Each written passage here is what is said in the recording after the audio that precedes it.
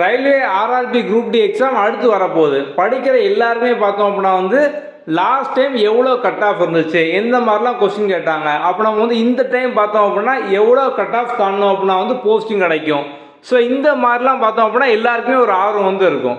So நம்ம வந்து last time எவ்வளோ கட் ஆஃப் இருந்துச்சு, லாஸ்ட் டைம் வந்து எவ்வளோ வேகன்சி, இந்த டைம் பார்த்தோம் அப்படின்னா எவ்வளோ வேகன்சி, ஸோ நீங்கள் வந்து எவ்வளோ அதிகமாக படிக்கணும் அது எல்லாமே நம்ம வந்து இப்போ பார்க்கலாம். ஓகே, ஸோ லாஸ்ட்டாக பார்த்தோம் அப்படின்னா வந்து 2019 நோட்டிஃபிகேஷன் வந்து விட்டாங்க. கோவிடுக்கு அப்புறம் பார்த்தோம் அப்படின்னா 2022 வந்து எக்ஸாம் நடந்துச்சு. ஓகே, ஸோ இதில் வந்து நமக்கு கட் ஆஃபில் ரா மார்க், நார்மலைசேஷன் மார்க் அப்படிம்பாங்க. என்ன அப்படின்னா இப்போ வந்து மொத்தம் இந்த ரயில்வே எக்ஸாம், ஆர்ஆர்பி எக்ஸாம்லாம் ஒரே எக்ஸாம் வந்து முடியாது. ஸோ நிறைய பேர் வந்து அட்டன் பண்ணுவாங்க. ஸோ நிறைய ஷிஃப்டாக வந்து வைப்பாங்க. எக்ஸாம் வந்து கிட்டத்தட்ட பார்த்தோம் அப்படின்னா ஒரு 5 நாள் 10 நாள் அந்த மாதிரி நடக்கும். நம்ம சராசரியாக ஒரு 10 நாள் வந்து எடுத்துக்கலாம். ஒவ்வொரு நாளும் பார்த்தோம் அப்படின்னா வந்து 3 ஷிஃப்டாக வந்து நடக்கும். ஸோ காலையில் கொஞ்சம் பேர் அட்டன் பண்ணுவாங்க, மதியம் கொஞ்சம் பேர் அட்டன் பண்ணுவாங்க, சாயங்காலம் கொஞ்சம் பேர் வந்து அட்டன் பண்ணுவாங்க. ஸோ வந்து 3 ஷிஃப்ட்டு. ஸோ டோட்டலாக பார்த்தோம் அப்படின்னா 30 ஷிஃப்ட்டு. அப்போது 30 விதமான கொஸ்டின் வந்து இருக்கும், அப்படி தானே? ஸோ இப்போ வந்து டே 1ல் ஒருத்தவங்க பார்த்தோம் அப்படின்னா வந்து காலையில் வந்து அட்டன் பண்ணியிருப்பாங்க. அவங்களுக்கு எந்த ஒரு ஐடியாவும் இருக்காது, எப்படி கொஸ்டின் வரும், எந்த ஏரியாவிலேருந்துலாம் வரும் அப்படிங்கிற மாதிரி. ஸோ இப்போ வந்து டே 2 டே 3ல் அட்டன் பண்ணுறவங்க என்ன பண்ணுவாங்க அப்படின்னா வந்து டே 1ல் அவங்க ஃப்ரெண்ட்ஸ் அட்டன் பண்ணாங்க அப்படின்னா எந்த மாதிரிலாம் கொஸ்டின் வந்துச்சு, ஸ்ட்ராட்டஜிக்கில் இதெல்லாம் கேட்டாங்க, கரண்ட் அஃபேரில் இதெல்லாம் கேட்டாங்க, ஆப்டிடியூட்டில் எந்த மாதிரிலாம் வந்து கேட்டாங்க, இதெல்லாம் வந்து கேட்டுக்கிடுவாங்க.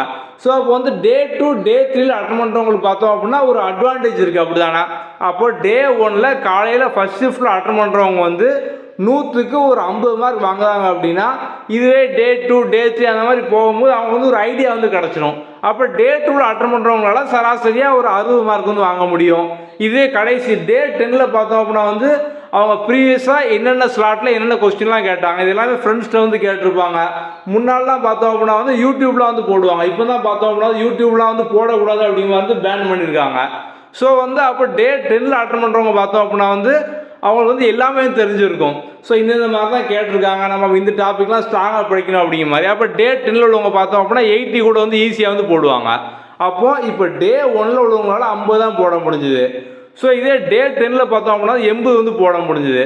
அப்போ இப்போ டே 1 வந்து பாதிக்கப்படுவாங்களா? இதனால பார்த்தோம் அப்படின்னா வந்து ஒரு ஆவரேஜ் மாதிரி மார்க்கை வந்து நார்மலைசேஷன் வந்து பண்ணுவாங்க. ஸோ வந்து எல்லா ஷிஃப்டோட டாப் மார்க், லோ மார்க் இதெல்லாம் கேல்குலேட் பண்ணி ஒரு ஃபார்முலா போட்டு நார்மலைசேஷன், ஸோ எல்லாரும் மார்க்கையும் பார்த்தோம் அப்படின்னா ஈக்குவலாக வந்து ஆக்குவாங்க. அதாவது இப்போ டே 1லோட கொஸ்டின் வந்து எந்த டிஃபிகல்ட்டியில் இருந்துச்சு, அட்டன் பண்ணவங்களோட மார்க் என்ன, இதெல்லாம் பேஸ் பண்ணி ஒரு ஆவரேஜ் வந்து போடுவாங்க. இதே மாதிரி டே 10க்கு ஒரு ஆவரேஜ் போடுவாங்க. ஒவ்வொரு நாளும் பார்த்தோம் அப்படின்னா ஒரு ஆவரேஜ் வந்து போடுவாங்க.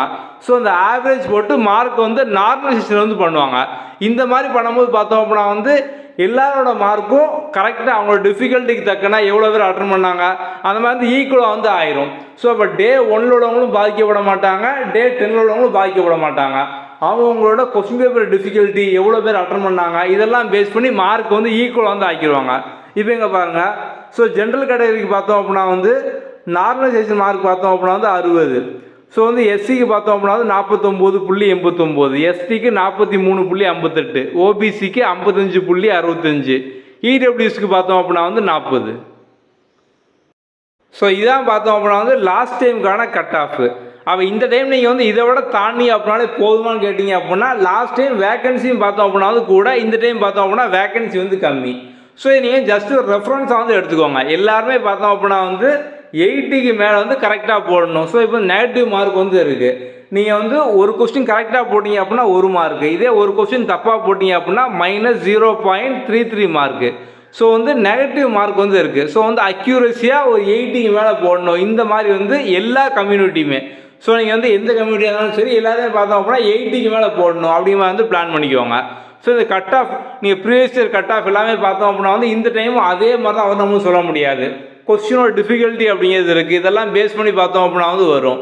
ஸோ நீங்கள் வந்து எந்த கம்யூனிட்டியாக இருந்தாலும் சரி ஒரு 80 கொஸ்டின் மேலே அக்யூரஸியாக ஸோ வந்து போடணும் அப்படிங்கிற வந்து பிளான் பண்ணிக்கோங்க. நம்ம ஆல்ரெடி பார்த்தோம் அப்படின்னா வந்து ஆர்ஆர்பி குரூப் டி எக்ஸாமுக்கான 90 டேஸ் பிளான் வந்து கொடுத்துருக்கோம். தமிழ் இங்கிலீஷ் ரெண்டுலேயுமே பார்த்தோம் அப்படின்னா வந்து உங்களுக்கு content, video, PDF material, test, topic wise test எல்லாமே வந்து இருக்கும். நம்ம கீழே டிஸ்கிரிப்ஷனில் பார்த்தோம் அப்படின்னா வந்து இதுக்கான டீட்டெயில் வீடியோ லிங்க் வந்து கொடுத்துருக்கோம். ஸோ அதை பார்த்து ப்ரிப்பேர் பண்ண வந்து ஸ்டார்ட் பண்ணுங்கள். ஓகே, அடுத்த வீடியோவில் பார்க்கலாம். தேங்க்யூ.